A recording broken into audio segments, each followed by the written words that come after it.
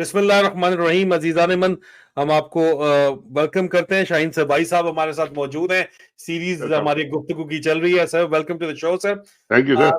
Sir, हमारा जो मौजू है इस सीरीज के अंदर, इस वक्त जो मौजू है इस सीरीज में देखा जाए तो तीसरा मौजू है, वो ये है कि क्या नवाज शरीफ का इंजाम जो है वो जुल्फकार अली भुट्टो जैसा होगा? क्योंकि बहुत से लोगों का ये मानना है कि नवाज शरीफ की मौत उसको पाकिस्तान वापस लेके आई है। उसके कहने की वजह यह है कि कोर कमांडर्स जो हैं वो इंतहाई शदीद मुखालिफ हैं। ये बात बिल्कुल ढकी छुपी नहीं है नवाज शरीफ की। और नवाज शरीफ ने फिर भी 21 तारीख को जो उनका जलसा हुआ लाहौर में, उसने कह दिया कि जी हमें 4 साल बाद, इनडायरेक्टली ने इशारा फौज की तरफ कर दिया, मौलद इल्जाम ठहरा दिया फौज को। और दूसरी तरफ भारतीय असासे के तौर के ऊपर उनको देखा जा रहा है पाकिस्तान में, इसको उनको प्लांट किया जा रहा है।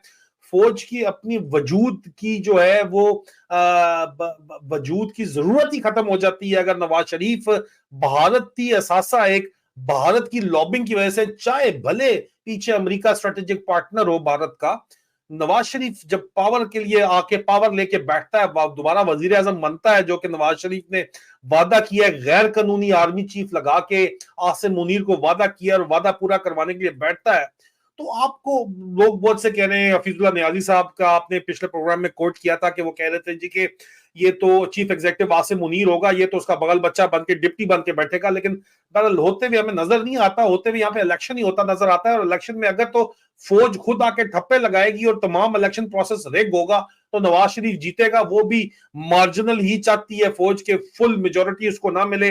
ये तमाम मौलाना फजलू वगैरह जो है दाएं बाएं छोटे मोटे पार्टियां मिला के इनको हुकूमत के अंदर बिठा दिया जाएगा, ये उनके वादे के मुताबिक हमें ये होता हुआ नजर आ रहा है। लेकिन सर, अगर यही होना है तो जो कोर कमांडर्स हैं उनको आपके ख्याल में आसिम मुनीर ने क्या दाना फेंका है? क्योंकि कोर कमांडर्स तो इसके खिलाफ है।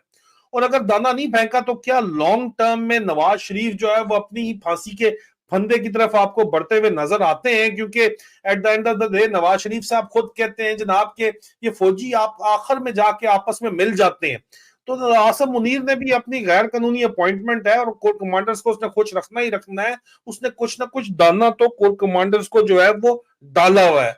अभी आपके ख्याल में सर क्या वो दाना डाला हुआ है? टॉपिक का अगर आप हमें बताएं। और क्या पंजाब का एक जो बनता है प्राइम एक्स प्राइम मिनिस्टर कह लें या फ्यूचर प्राइम मिनिस्टर जबरदस्ती जो बनाना चाहते हैं, क्या पंजाब का भी कोई सियासतदान जुल्फकार अली भुट्टो की तरह फांसी चढ़ सकता है? सर, दो सवाल है सर, इसको आप किस तरह देखते हैं? देखिए, नवाज शरीफ साहब जो है वो कोई जुल्फकार अली भुट्टो नहीं। ये समझ बेसिक बात समझ लेनी चाहिए कि जी नवाज शरीफ, ठीक है, जुल्फकार अली भुट्टो भी आर्मी की नर्सरी से निकल के आए थे, फिर बाकी वो जल्द he became his own man. और वो फिर उन्होंने बाकायदा कन्फ्रंटेशन शुरू की, अपनी पार्टी लॉन्च की, अपने पैरों पे खड़े हुए लोगों को साथ मिलाया और फिर अपनी ताकत पे वो खड़े रहे। वो उन्होंने फिर और उनके ही जमाने में आपको याद होगा जब ये 71 का ट्रेजेडी हुई थी, तो Bhutto became the civilian chief martial administrator. जी। और फिर उन्होंने फौज के सरबराह गुल हसन थे और एक और एयरफोर्स के थे, उनको सैक करके और निकाला और अपने लोगों को लगाया। और 2-3 साल वो बाकायदा सिविलियन सुप्रीमेसी नजर आई कि जी फौज दब गई थी। और मगर फिर उन्हीं की गलतियों से उन्होंने इतने वाकया भी हुआ था ना सर जी सानिया 1971 के बाद सर ऐसी सिचुएशन थी कि यही भुट्टो साहब यही ने सिचुएशन बनी थी, उसके बाद ही बनी थी जब भुट्टो साहब बन गए थे चीफ सिविलियन मार्शल। तो उन्होंने उस वक्त तो आर्मी को कंट्रोल कर लिया था, मगर फिर वो लॉन्ग टर्म थिंकिंग उनकी मेरा ख्याल है नहीं थी। उन्होंने दोबारा आर्मी को वो सारे के सारा सरेंडर कर दिया और फिर सारा पावर वो उन्होंने दे दिया अपने हाथ से और निकल गया, बिकॉज ही कुड नॉट अपने अपने पॉलिटिकल पावर को वो पॉलिटिकली नहीं मेंटेन कर सके। वो उन्होंने पॉलिटिशियन से लड़ाई करके और फिर फौज को मौका दे दिया। ये नवाज शरीफ साहब भुट्टो नहीं। और ये ना ये आएंगे उन्हीं के सर पे। ये चाहते हैं कि जी जब मैं इलेक्शन से जीत के आऊं तो ये समझते हैं कि जी मुझे जबरदस्त, मुझे अवाम ने भेजा है और अवाम की ताकत है और ये वो है। अंदर से होता वो खोखला है मामला। आपने देखा होगा कि 2/3 मेजोरिटी लेके ये आए थे जी 97 में, जी याद होगा आपको, 2/3। जी, बिल्कुल सर, बिल्कुल सर। और जब इनको निकाला गया तो लोगों ने तालियां बजाई और मिठाइयां बांटी। मिठाइयाँ बाँटी, वो बिल्कुल सर। किधर गई 2/3 मेजोरिटी आपकी? और ये इनके दिमाग पर ये जल्दी चढ़ जाती है, क्योंकि अगर आप पाई शाय खाते हैं उस फूड बड़े ट्रेड के अच्छे पीछे अच्छे, जनरल जहांगीर करामत का पहले उन्होंने जो है खात्मा तो वो किया, फिर हर एक से ही जल फंडा मुशर्रफ उनका, हर एक उनके से पीछे फंडा आए होता है तो फिर। जल मुशर्रफ उनको काट गए उल्टा। अब ये है कि इन्होंने जो अभी 2 हफ्ते पहले इन्होंने फौज के खिलाफ बयान दिया आने से पहले, जी और सर। फिर लेट गए, क्योंकि उन्हें पता था कि अब हम इस तरह गए तो मामला खराब होगा, तो फिर भागे भागे उनके भाई और ये वो सारा गड़बड़ गड़बड़ होके फिर उनको तैयार किया गया कि अच्छा कुछ नहीं बोलेंगे, लिखी पढ़ी वो तकरीर करेंगे, बातें भी बिटवीन द लाइंस करेंगे, वो गाली गलौज भी करेंगे तो छुप छुपा के करेंगे। तो वो इस तरह करके आ गए, लेकिन उनमें हिम्मत नहीं है बोलने की सर। और अब हुँ। तो इस सूरत हाल में जब लोग उनको 10%, 20% भी वोट नहीं देने को तैयार, उनके कैंडिडेट खड़े होने को तैयार नहीं है कि हमारा हशर क्या होगा, तो किसके बलबूते पे वो ये करेंगे? और दूसरी बात ये कि आपने कोर कमांडर्स की बात की कि वो जी मुखालिफ सर, हैं इनके। जी सर। कोर कमांडर्स अगर मुखालिफ हैं सर, तो फिर आर्मी चीफ अकेला पूरी फौज को के खिलाफ, पूरी अवाम के खिलाफ, पूरी पॉलिटिकल अपोजिशन के खिलाफ अकेला आदमी अपने डिक्टेट करके कितने दिन चला सकता है ये हुँ। नहीं हो सकता। कोई जरा सा भी पाँव फिसल गया या लुढ़क गया या सर पे चोट आ गई या कुछ हो गया तो मामला एकदम फिर हाथ से निकलेगा, क्योंकि अगर नीचे कोर कमांडर्स ही उनके साथ नहीं है इस मसले पे, तो ये बड़ी खतरनाक रास्ता है फिर ये। और नवाज शरीफ साहब तो खड़े ही बड़ी स्लिपरी जगह पे हैं कि ऊपर वाले ने अगर उनको बुला के बुला दिया है, उनको भी वो यस सर कर रहे हैं, और नीचे वाले हैं इनके खिलाफ। अगर वो यस सर वाले को थोड़े से सर में दर्द हो गया तो फिर नीचे वाले तो गए। तो अब Nawaz Sharif is neither here not there, तो ये बात बिल्कुल सही लगती है कि जिसने भी इनको फंसा के बुला दिया है यहाँ पे, और अभी केस उनका रेडी है, इनके केस भी अभी एकदम खत्म होने वाले नहीं है, वो चलते रहेंगे, लटकते रहेंगे, वो सर पे तलवार लटकेगी। तो डोंट थिंक नवाज शरीफ खड़े होके और वो कोई चैलेंज कर सकेंगे किसी को, मुझे तो नहीं लगता ये। सर 2 चीज़ें सिर्फ क्विकली, पहली चीज़ ये है कि ज़ाहिर बात है आसिम मुनीर ने इसको वापस अगर बुलाया कोर कमांडर से, फड्डा तो ले नहीं सकता Asim Munir. Asim Munir is on a very weak ground with in the army, being an illegal army chief, retirement के 2 दिन बाद लगा है, ओटीएस से है, मल्टीपल रीजंस हैं, प्लैटिट्यूड्स ऑफ रीजंस हैं, जिसका मुताबिक Asim Munir is not strong enough to dictate terms to the core commanders. Core commanders को उसने राजी किया है कोई दाना फेंक के इसको वापस लाने के लिए।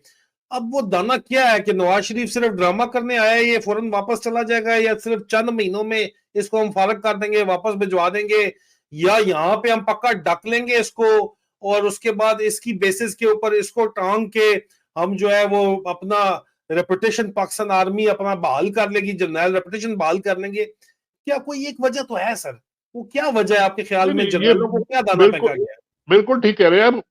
जाहिर है कोर कमांडर इनके खिलाफ हैं, तो फिर उनको खुश करने के लिए कुछ ना कुछ एक्स्ट्रा तो देना पड़ेगा उनको, और दिया होगा जाहिर है ये। और वो भी, मगर आर्मी के जैसा कि आप बेहतर जानते हैं कि उनका जो स्ट्रक्चर है डिसिप्लिन का, उसमें लोग ज्यादा बोलते नहीं है। हर एक को अपने नजर आ रहा होता है कि जी 6 महीने के बाद मेरी प्रमोशन है, 6 महीने के बाद मेरा जनरल बनना है, मैंने इस कोर कमांडर जगह से वहां पे तेल वाली जगह पे जाना है, वहां पे पैसे ज्यादा बनते हैं, मतलब ये सारी चीजें सुनते हैं, वो देखते हैं। तो हर एक का अपना पर्सनल इंटरेस्ट भी है। और अगर, मगर ये तो एक स्ट्रक्चर इन्होंने खड़ा कर दिया है जो बड़ा फ्लिमजी जिसे ग्राउंड पे खड़ा है। मगर जब तक खड़ा है, जिस दिन जरा तेज हवा चलेगी तो ये स्ट्रक्चर फिर नहीं खड़ा रह सकता। तो वो सब भी इसी बात का इंतजार करते हैं ना जी, कि जरा सा मौका मिले तो फिर वो हिट करे। तो मतलब ये क्या this is core what I am commander saying. को माल लगा है जो नवाज शरीफ साहब को $25 मिलियन ना भी हो, कुछ को माल लगा है आपके ख्याल में, या कोर कमांडर्स जो है वो अभी किसी और गेम के अंदर है कि क्योंकि सर और तो कोई तरीका हो ही नहीं सकता कि इंडियन एसेट एक आ रहा है यहाँ पे, उसको अगर टांग दें तो इंडिया का भी मुंह बंद हो जाएगा, पूरे पाकिस्तान का भी मुंह, मेरे आपके जैसे लोग इनको तनकीद भी नहीं कर सके, कहेंगे वाह वाह सर जी वाह वाह। क्या मगर कमाल है। टांगे अभी अभी क्यों टांगे सर, वो तो आके लेट गए कदमों पे। वो अगर खड़े हम्म, होकर कोई चैलेंज करेंगे ना तो फिर मौका मिलेगा कोई बात करने का उनसे कि भाई आप जरा बंदे के पुत्र बनो, नहीं तो हम तुम्हें टांग भी सकते हैं। ये हो भी सकता है, मगर उनमें इतनी हिम्मत है नहीं ना। असल बात ये है कि ना उनमें उनके भाईजान छोटे भाई में, ना उनकी बेटी में, वो सारे के सारे तो ये तो माल कमाओ पार्टी है ना सर। वो सब हम्म, मिल के खाओ पियो ऐश करो पार्टी है। ये कोई हम्म, इनकलाबी पार्टी तो नहीं है, और ना लोग हैं इनके साथ। तो वो अगर ये इन्होंने आंखें दिखाई वाकई, तो फिर ये बिल्कुल हो सकता है, और अपने कमांडरों को खुश करने के लिए भी हो सकता है ये। मगर वो सिचुएशन अभी मेरा ख्याल है एक मैसेज भेजा उनके बयान के बाद, तो वो 2 दिन में सारा उनका बयानिया जो है ना वो सारा पानी में बह गया। तो ये इनकी इन लोगों की हालत ये है कि ये खड़े नहीं हो सकते। मगर फौज के अंदर की बात नहीं करो, लोगों ने अगर ये बता दिया है आर्मी चीफ को कि भाई हम नवाज शरीफ को एक्सेप्ट नहीं करते, तो ये फिर उनको जबरदस्ती कैसे लेके आएंगे, ये भी है। अगर आप इलेक्शन के थ्रू ला रहे हैं, इलेक्शन में आपने क्या करना है भाई? या तो आप सारी पार्टीज को बैन कर दे और एक पार्टी हो, वन पार्टी को आप वोट दे, तो वो हो जाएगा। वो तो नहीं हो सकता। हम्म, मेजर मेजोरिटी पार्टीज को भी अगर आप ना लड़ने दे तो भी नहीं हो सकता। इंटरनेशनल प्रेशर भी है, बाकी आईएमएफ वालों ने भी कहा है, अमेरिकन भी कह रहे हैं, सब लोग कह रहे हैं कि जी आप फेयर फ्री इलेक्शन कराएं, जो नजर आए कि फेयर फ्री है। तो वो जो इसीलिए तो करा, इसीलिए तो अब्दुल्ला साहब कह रहे हैं कि नहीं जी चीफ एग्जीक्यूटिव खुद बन जाएगा, मुझे तो हाँ, सर लगता नहीं है, इलेक्शन तो इनको करवाने पड़ेंगे सर। अगर कराएंगे तो उनको तो फिर उसके जो रिजल्ट होंगे उनको मानना पड़ेगा ना। रिजल्ट तो फिर इस तरह इनकी मर्जी के इतने तो नहीं हो सकते जो ये समझ के बैठे कि जी मैं बस जो मर्जी है कर लूं, और नवाज शरीफ को मैं बिठा दूं कोर कमांडर, माने ना माने। ऐसा मेरा ख्याल है नहीं हो सकता। ये सब असल में डरे हुए हैं इमरान खान से।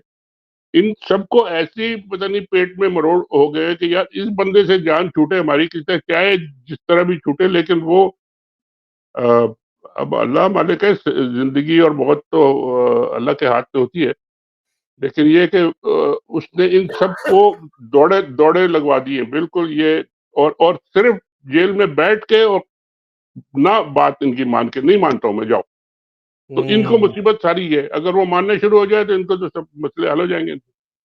ये है असल सिचुएशन। और इसमें अब जिसको जो खिलाना है, जिसको जो पोजीशन देनी है, जिसको जो चीफ बनाना है, कुछ भी करना है, वो तो अब आजकल तो उनके हाथ में, और बड़े आराम से वो कर रहे हैं, और कर सकते हैं।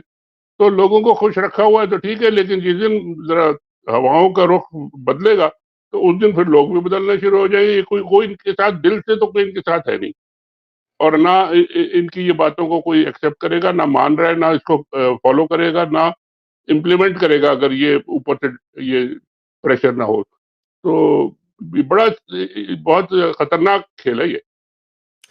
जेल में बैठे कि इमरान खान ने बाहर सबकी हवा निकाली हुई है, सबकी जी, दौड़े लगवाई हुई है। बहुत बहुत शुक्रिया sir, thank you so very much for thank you. Answering.